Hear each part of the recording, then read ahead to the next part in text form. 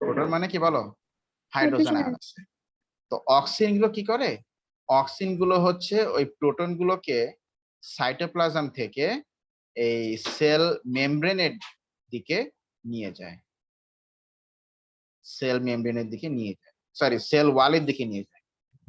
কার দিকে নিয়ে যায় বলো? সেল ওয়ালের দিকে। হ্যাঁ, সেল ওয়ালের দিকে নিয়ে যায়। ঠিক আছে কিনা? সেল ওয়ালের দিকে নিয়ে যায়।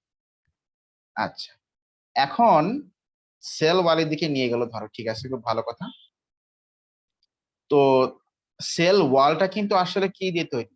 সেলুলোজ দিয়ে তৈরি না? সেল ওয়ালটা তৈরি কি দিয়ে বলো? সেলুলোজ দিয়ে তৈরি। হ্যাঁ, তো এই সেলুলোজ গুলো এরকম টাইটলি এরকম ক্রস লিঙ্ক থাকে, এরকম ক্রস লিঙ্ক থাকে। তো এই প্রোটন গুলো মানে এখানে এসে কি করে?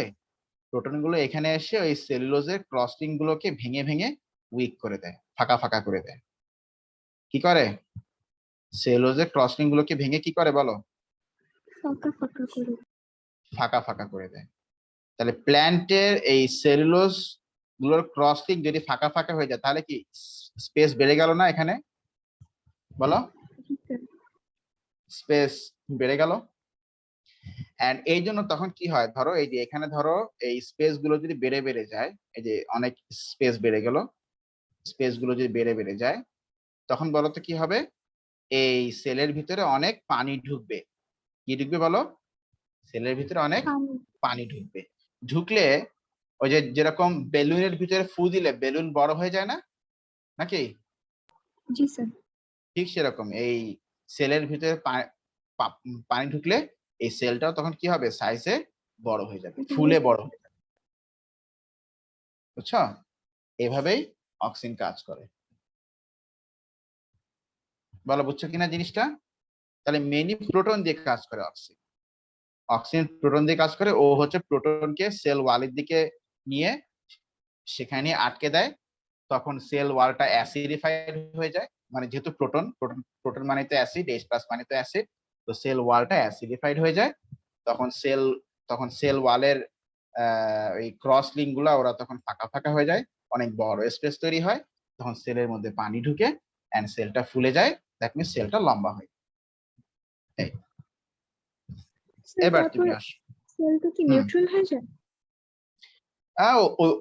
মানে ওইভাবে করেই থাকে, ওইভাবে করেই মেনলি থাকে। তারপরে আস্তে আস্তে আস্তে আস্তে ধরো সেলটা যখন বড় হয়ে যায় তখন আরো কিছু প্রসেস ঘটে, তখন আস্তে আস্তে আবার নিউট্রাল হয়ে যায়। বুঝছো কিনা জিনিসটা? জি স্যার। আচ্ছা, নিউট্রাল হয়ে যায়। এবার তুমি জিবরেলিন কিভাবে কাজ করে? How does gibberellin work?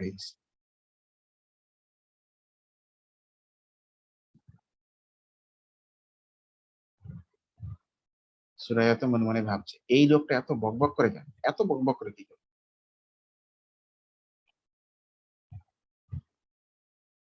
জিবরেলিন,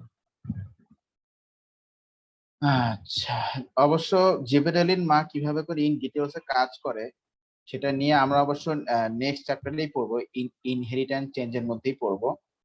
তো আপাতত তুমি এতটুকু জেনে রাখো যে একটা সিডের মধ্যে এন্ডোস্পার্ম থাকে। সিডের মধ্যে বলো তো কি থাকে? একটা পার্ট থাকে, যে পার্টের নাম হচ্ছে এন্ডোস্পার্ম। এন্ডোস্পার্ম মানে কিভাবে করে ফর্ম হয় এটা আমরা নেক্সট চ্যাপ্টারে দেখবো, যে how is an endosperm form.